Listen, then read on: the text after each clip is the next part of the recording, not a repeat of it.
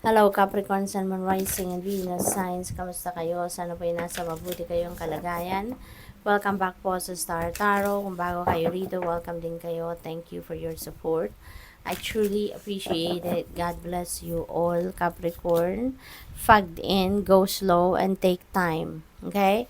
Dahan-dahan lang, hindi kailangan magmadali ngayon. Now is not the time to rush, no? Rush things. Kasi the more na nagra-rush tayo, 'di ba?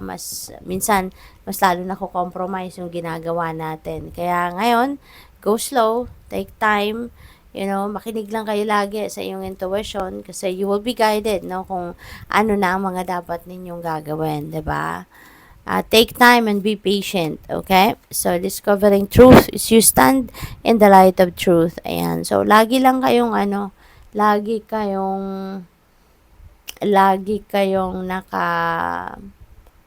ang tawag dito, yung you're always taking side, no? Sa kung ano ang totoo, sa kung ano ang katotohanan, hindi ba? Doon lang kayo lagi, no, sa katotohanan, which is really, really good.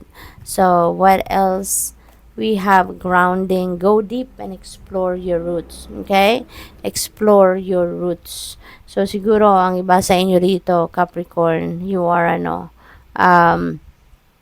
need to focus on yourself. You need to put yourself in solitude. Magnilay-nilay muna kayo. Magmuni-muni kayo. Siguro kasi may nararamdaman ninyo. Siguro na meron kayong mga kakaibang nararanasan. You are siguro experiencing a imbalance, no? Kaya nararamdaman ninyo na kailangan ninyo na mag-i-ground ng inyong sarili, no? Na ibalik sa focus ang sarili ninyo at mag-isip-isip kayo at evaluate ninyo kung ano yung mga nangyayari, ano yung mga bagay na dapat ninyong alisin, tanggalin sa buhay ninyo, and focus on what is necessary, 'di ba? First light, beginning a new cycle. Meron kayong bagong chapter sa buhay ninyo na sisimulan sa ngayon. You are going to start a new beginning in your life, no? So, depende sa inyong sitwasyon ito. We don't know kung ano itong sisimulan ninyo. So, if this message resonates with you, then alam ninyo kung ano itong sisimulan ninyong bagong ganap. We have distant thunder. Clear the air. Okay? Clear the air. So, maaaring merong paparating na problema rito, paparating na challenge dito sa buhay ninyo. Pero this is still distant. Malayong malayo pa to sa iyo. Kaya, parang warning ito sa inyo, which is good, 'di ba? Para meron pa kayong mababago or mababago pa ninyo yung direction ng thunder na to, 'di ba? So, this is a warning for you. No? Be careful. Okay? Be careful, be aware, no, sa ngayon ng bawat galaw na gagawin ninyo. Pag-isipan muna ninyong mabuti, 'di ba? Pag-isipan mabuti, huwag kayong padalos-dalos. Now is the time na you need to be aware of everything, no, na nangyayari sa paligid ninyo. Be careful of what you say. Yung mga ganon, para maiwasan na dumating ang problemang ito.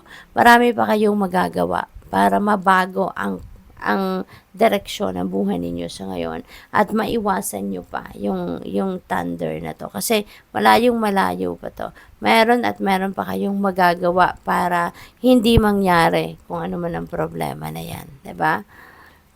Joy and delight, open your heart to joy. Okay? Kasi siguro,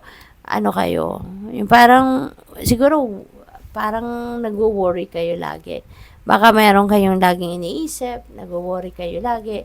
Kaya parang nami-miss nyo na yung opportunity na tumawa man lang, 'di ba? Na maging masaya kasi lagi kayo namang problema. So, siguro yun kayo. Kaya, iwasan ninyo yun, no? And then give yourself an opportunity to embrace joy and happiness, okay? Stepping into power, you are strong beyond measure. Ito yung napakagandang reminder sa inyo na huwag kayong panghinaan ng loob. Kasi baka hindi ninyo pa alam, no? At maaring sa ngayon pa lang ninyo maiisip, marirealize, madidiscover sa sarili ninyo na, matatag din pala kayo. Malakas din pala ang inyong loob at makakaya ninyong harapin, labanan, or makakaya din pala ninyong solusyonan, no, ang inyong mga problema. What else? We have embracing enthusiasm. Shout to the heavens with happiness.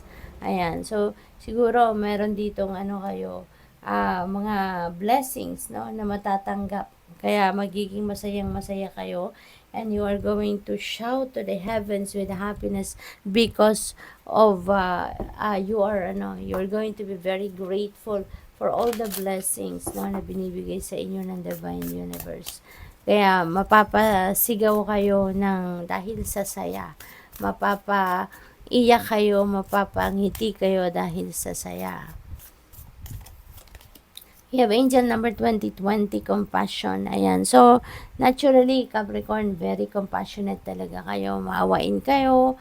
Napaka-supportive ninyo, helpful, matulungin, no?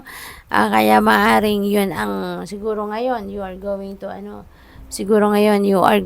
to, ang tawag dito, you are going to feel that, no?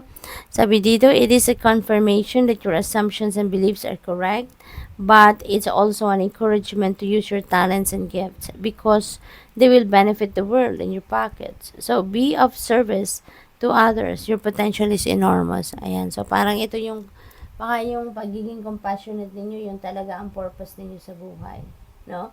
Para makatulong kayo sa maraming tao. You'll be able also to to help other people in many different ways, yung ganon, 11-11, wow, wish come true, no? So napakaganda kapag nakakita tayo ng 11-11, make a wish, no, Capricorn, kasi portal yan, patungo doon sa pagtupad ninyo ng inyong mga pangarap and ng inyong mga heart's desires. So, sabi dito, you're in for a lucky break. It may come as happy news, experience, new opportunities, or an exciting acquaintance. You will find yourself in the right place at the right time. It is not a coincidence but a gift from faith. Ayan, so napakaganda. So, i-align nyo na yung sarili ninyo dito sa pag-manifest ninyo ng inyong mga wishes. Kasi, ang swerte ninyo sa ngayon. Good luck sa'yo. Thank you for watching. Love and light. Namaste.